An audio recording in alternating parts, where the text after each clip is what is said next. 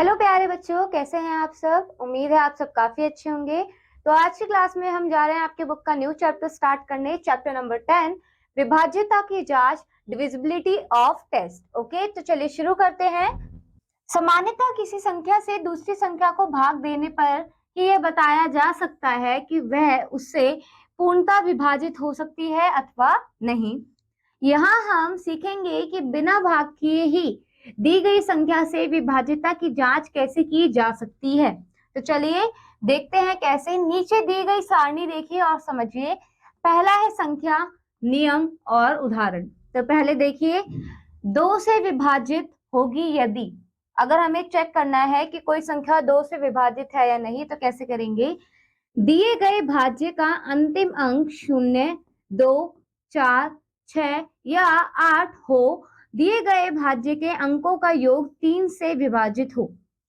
तो यहाँ पे देखिए बच्चों क्या बोला गया है। एग्जाम्पल के तौर पर संख्या 520, 1262, 58, 624, फिर उसी तरीके से 56,126 2 से पूर्णतः विभाजित होगी। रीजन क्या है, यहाँ पे जो संख्या है 1, 2, 8, 1, अगर आप इसे जोड़ेंगे तो बच्चों कितना मिल रहा है आपको, 12। अब जो 12 है वो क्या 3 से विभाज्य है, तो यहाँ पे देखिए अतः ये 3 से विभाजित होगी। तो दो चीजें यहाँ पे इन्होंने करी है, दोनों ही इसे में चेक करा है, 2 की डिविजिबिलिटी और 3 की डिविजिबिलिटी। तो 2 से अगर विभाजित होगी तो उस संख्या के अंत में 0, 2, 4, 6, 8 आएगा। तो यहाँ पे जितनी भी संख्याएं दी गई हैं उनके अंत में 0, 2, 8, 4, 6, यानी ये सारी की सारी संख्याएं 2 से विभाजित होंगी। और अगर आपको 3 के लिए चेक करना है कि तो उसके जितने भी अंक है उनका योग क्या होगा, 3 से विभाजित होगा। जैसे कि 1281 यानी 1281। जब आप इनको जोड़ोगे तो क्या आपको कितना मिल रहा है, 12। और क्या 12 3 से भाग होती है, हाँ होती है। तो इसी तरीके से दी गई संख्या भी 3 से भाग होगी। ठीक है, तो ये है 2 और 3 का चेक करने का तरीका। 4 का देखते हैं, 4 कैसे देखते हैं। 4 से विभाजित होगी, क्या बोला गया है, अगर भाज्य के अंतिम 2 अंक 4 से पूर्णतः विभाजित हो या 0 हो तो वो 4 से क्या होगी, विभाजित होगी। जैसे कि देखिए 9,236, तो लास्ट के 2 अंक क्या है, 36। क्या 36 4 से भाग होती है, हाँ होती है। तो हम कह सकते हैं कि ये जो संख्या है ये भी पूरी पूरी 4 से विभाजित होगी। ठीक है, नेक्स्ट देखिए बच्चों, अगर आपको 5 से चेक करना है कि कोई संख्या 5 से विभाजित हो रही है नहीं, तो कैसे करेंगे, चलिए पढ़ते हैं। भाज्य का अंतिम अंक 0 या 5 हो तो वो संख्या 5 से विभाजित होगी। जैसे कि देखिए 5, 0, 5 और 5, तो यानी ये सारी संख्याएं क्या होंगी, 5 से विभाजित होंगी। उसी प्रकार से अगर आपको ये चेक करना है कि 6 से विभाजित होगी नहीं होगी, तो भाज्य 2 तथा 3 दोनों से पूर्णतः विभाजित हो रही है तो वो संख्या 6 से विभाजित होगी। जैसे कि 1236 को पहले 2 से भाग कीजिए, हो रही है। 3 से भाग कीजिए, 3 से भी हो रही है, तो यानी कि वो 6 से भी भाग, मतलब 6 से भी उसका क्या हो जाएगा, भाग हो जाएगा। हम कह सकते हैं वो 6 से विभाजित होगी। 8 से विभाजित होगी या नहीं, तो भाज्य के अंतिम 3 अंक 8 से पूर्णतः विभाजित होंगे।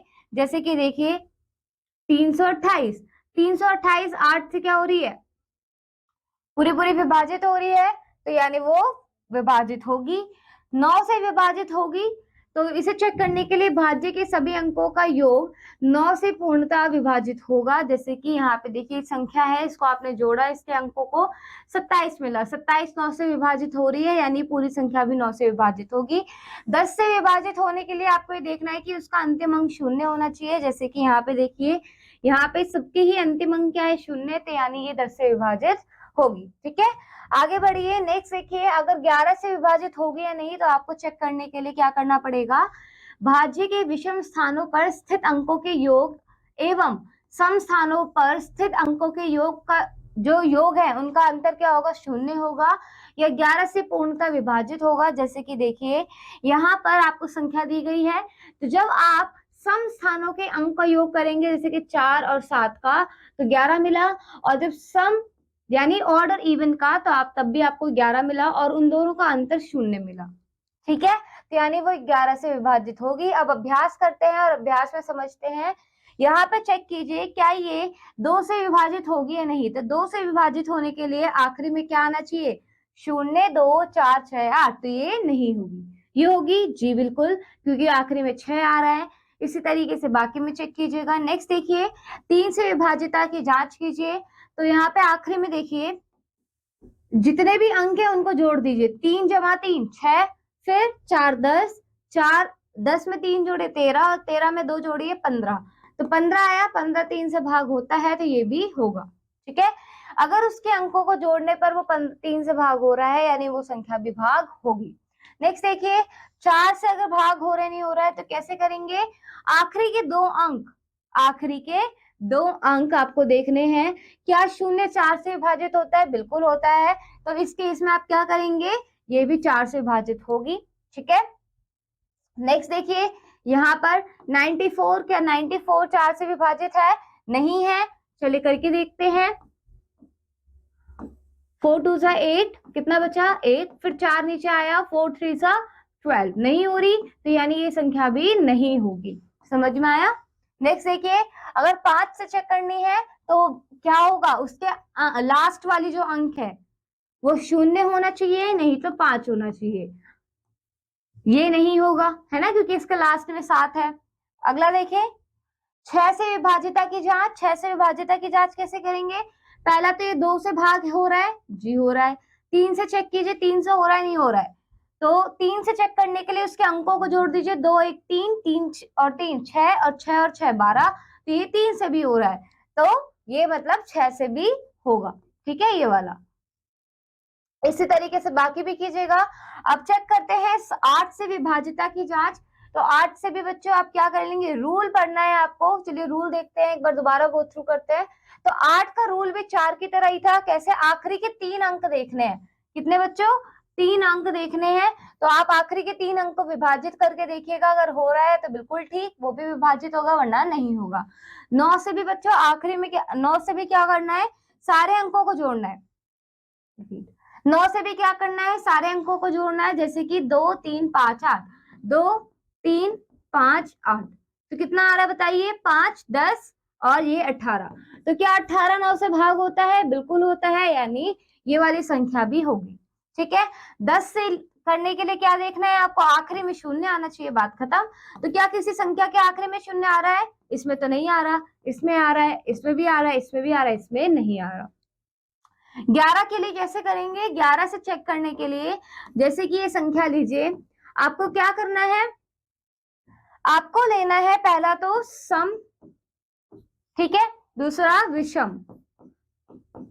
सम स्थान पर जो अंक है वो बताइए 8, और विषम स्थान पर जो अंक है वो है 8 और 8, तो कितना हुआ? 16। क्या इन दोनों का अंतर 0 है?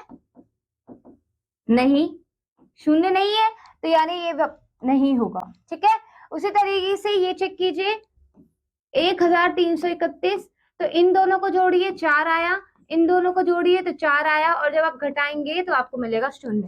तो यानी ये वाली संख्या आपकी 11 से विभाजित होगी।